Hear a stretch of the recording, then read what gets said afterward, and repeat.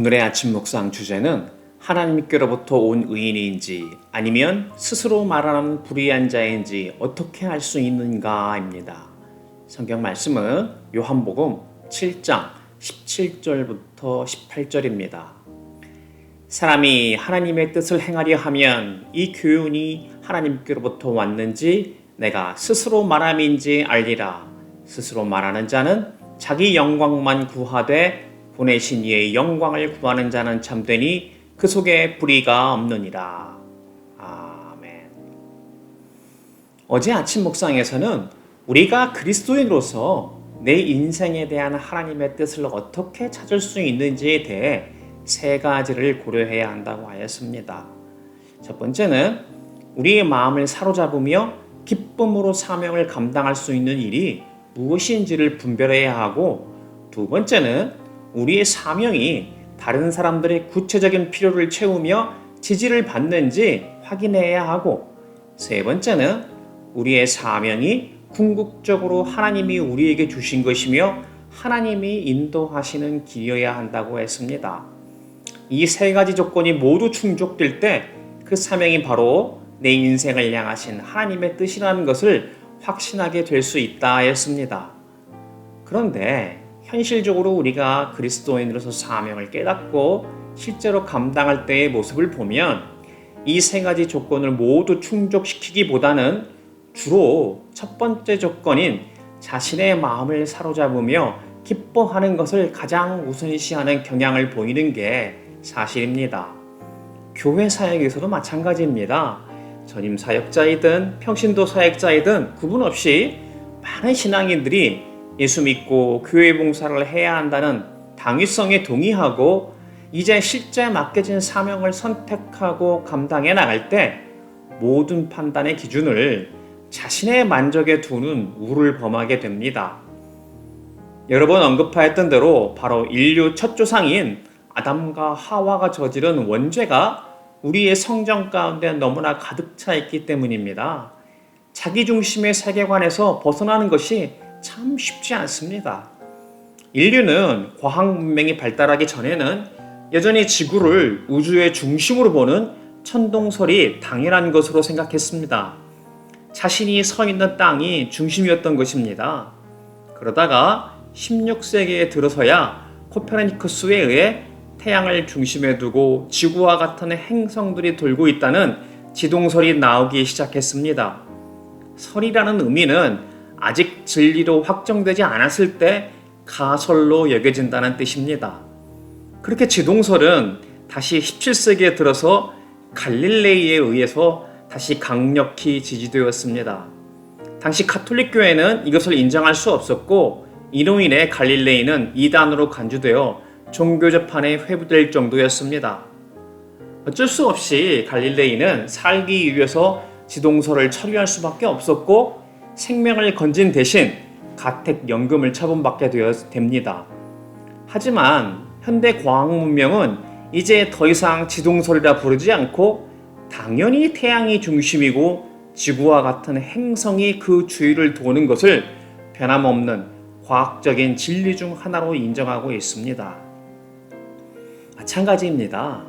인간으로 태어난 우리는 이 땅에서의 삶이 유한한 피조물이고 이 세상을 지으시고 주관하는 분은 전지전능하실 뿐만 아니라 영원한 하나님이십니다. 그렇게 우리는 자기 자신의 뜻과 영광을 구하는 자기중심주의자가 아니라 하나님의 뜻과 영광을 구하는 하나님 중심주의자가 되어야 합니다. 오늘 주제 본문에서 먼저 요한복음 7장 18절입니다. 스스로 말하는 자는 자기 영광만 구하되 보내신 이의 영광을 구하는 자는 참되니 그 속에 불의가 없느니라. 우리에게 맡겨진 사명을 감당할 때 보내신 이, 즉 하나님의 부르신 소명과 맡기신 사명에 따라 하나님의 뜻과 영광을 구하는 자는 참된 자이고 그 속에 불의가 없을 것입니다. 하지만 심지어 부르신 소명과 맡기신 사명을 감당한다 하면서도 여전히 하나님의 말씀을 듣는 것이 아니라 스스로 말하며 자신의 뜻과 영광만 구하는 자는 불의한 자입니다. 지난 주일 설교에서 로마서 14장 17절에서 오직 성령 안에 있는 의와 평강과 희락이라 할 때 하나님의 의에 대해서 배웠습니다. 한자로 의자를 보면 양양자 밑에 나아자가 있다고 하였습니다. 즉 어린 양 예수 및 또는 안에 내가 있는 것을 말합니다. 바로 하나님의 의는 하나님의 거룩하고 영원하신 속성 가운데 하나이고 그분의 영광 가운데 속한 부분을 일컫는 것입니다. 그렇게 의는 하나님의 의롭고 공정하시며 선하고 참되신 본질 안에 사는 자를 말합니다. 우리가 구원을 받았다는 것도 그 하나님의 본질 가운데 들어가는 것이라 하였습니다. 우리가 하나님과의 관계 속에서 동화되어 가는 것입니다. 그렇다면 스스로 말하며 자신의 뜻과 영광만 구하는 자는 아무리 그가 말과 행위로 사명을 감당한다고 할지 몰라도 실은 그는 하나님과는 아무런 관련이 없는 불의한 자입니다. 그런데 현실 속에서는 이러한 불의한 자임에도 불구하고 겉보기에는 하나님이 맡기신 사명을 감당한다 하면서 교회 공동체 속에서 많은 일들을 감당하는 자들이 있습니다. 심지어 어제 살펴본 두 번째 조건인 다른 사람들의 구체적인 필요를 채우며 지지를 받을 수도 있습니다. 어떻게 이런 일이 벌어질 수 있습니까? 그를 따르는 자들도 아직 하나님의 말씀을 잘 분별하지 못하여 똑같이 자신의 뜻과 영광을 구하며 그저 일종의 이런 종교 서비스를 받는 것이 편하고 익숙하기 때문입니다. 일정 정도의 지적, 종교적 호기심과 필요를 채워주고 일종의 인정과 보호, 또 익숙한 교제 속에서 오는 편안함이라는 종교 서비스에 익숙해졌기 때문입니다. 우리가 보기에는 명확히 이단과 사입이 같아도 멀쩡한 사람들이 쉽게 그곳에서 빠져나오지 못하는 이유가 바로 여기에 있습니다. 더군다나 교회라는 간판을 걸고 종교 서비스를 하고 있을 경우에는 이단이나 사입이 판정을 하기도 쉽지 않습니다. 하지만 오늘 주제본문에서 분명히 언급하기를 스스로 말하는 자는 자기 영광만 구하는 자라 하였습니다. 실제로 예수님 당시의 유대인들은 예수님의 겉모습만 보고 놀라는 것을 볼 수 있습니다. 요한복음 7장 15절입니다. 유대인들이 놀랍게 여겨 이르되 이 사람은 배우지 아니하였거늘 어떻게 그를 아느냐 하니, 그들은 예수님이 나사렛이라는 시골에서 온 목수 출신이라서 배움이 없다는 것을 알고 있었습니다. 이렇게 그들은 예수님의 가르침의 뜻이 아니라 겉모습에 집중하였습니다. 성경은 예수님의 겉모습을 어떠했다고 말하고 있습니까? 이사야 53장 2절입니다. 그는 주 앞에서 자라나기를 연한 순 같고 마른 땅에서 나온 뿌리 같아서 공 모양도 없고 풍채도 없은즉 우리가 보기에 흠모할 만한 아름다운 것이 없도다. 구약의 계시에 의하면 예수님의 외모는 겉보기에 고운 모양도 없고 풍채도 없어 보기에 흠모할 만한 아름다운 것이 없다고 하였습니다. 아마도 이 시대에 예수님이 처음 오셨다면 인기 없는 설교자였음이 분명할 것입니다. 현대의 시대도 마찬가지입니다. 많은 사람들이 대형 교회의 설교자나 유명 가수나 배우들을 보러 가는 이유가 바로 여기에 있습니다. 그들의 화려한 외모나 목소리 혹은 부담감 없이 자신들을 만족시켜주는 서비스를 받기 위해 외형적인 것을 좋아합니다. 하지만 정작 중요한 것은 이러한 것들에 있지 않습니다. 요한복음 7장 24절입니다.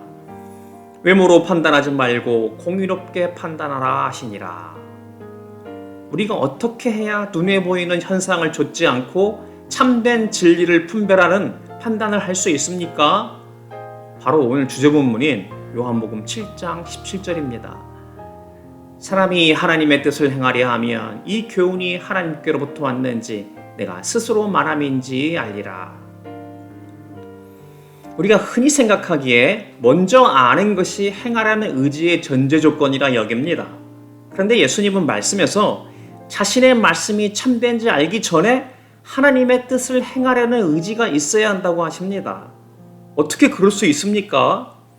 바로 하나님의 뜻을 행하려는 올바른 의지가 올바른 진리의 기초이기 때문입니다. 우리의 의지가 하나님의 뜻과 영광을 따르며 구할 때 우리가 하나님으로부터 온 사람인 것을 알 수 있습니다. 만약 우리가 옛 육신의 성향에 따라 자신의 뜻과 영광을 따르며 구한다면 우리는 불의한 자일 것입니다. 우리가 예수님을 참된 구세주로 알기 위해서는 하나님의 뜻과 영광을 구하는 변화된 의지가 반드시 필요합니다. 그렇지 않으면 스스로의 뜻과 영광을 구하는 자기 자신이 우상, 신이 되기 때문입니다. 이제 자아 판단과 자아 추구라는 자기 만족의 우상의 가치관에서 떠나 하나님의 뜻과 영광을 구하는 변화된 자가 되고자 한다면 무엇을 해야 합니까? 요한복음 7장 16절입니다. 예수께서 대답하여 이르시되 내 교훈은 내 것이 아니요 나를 보내신 이의 것이니라. 심지어 예수님은 하나님의 아들로 본체상 하나님이셨음에도 불구하고 이 땅에 성육신하셔서 사역을 감당하실 때는 스스로를 낮추시고 하나님을 높이셨습니다. 빌립보서 2장 6절부터 8절입니다. 그는 근본 하나님의 본체시나 하나님과 동등됨을 취할 것으로 여기지 아니하시고 오히려 자기를 비워 종의 형체를 가지사 사람들과 같이 되셨고 사람의 모양으로 나타나사 자기를 낮추시고 죽기까지 복종하셨으니 곧 십자가에 죽으심이라. 이렇게 예수님은 자기 자신을 높이지 아니하고 하나님을 높이는 것으로 사람들의 관심을 돌리셨습니다. 우리가 추구해야 하는 것이 있다고 한다면 그것은 자기 자신이 아니라 오직 하나님입니다. 우리가 만약 만족하고 감탄해야 한다면 오직 하나님께 만족하고 감탄해야 합니다. 그렇게 우리가 부르신 소명과 맡기신 사명에 따라 감당할 때 해야 할 일은 자기의 뜻과 영광을 구하지 않고 오직 보내신 이의 뜻과 영광을 구해야 합니다. 그런데 그것은 우리의 옛 육신의 본성으로는 원하지 않는 일인 것은 분명합니다. 우리는 자신의 뜻과 영광을 구하는 성향이 본능적으로 드러납니다.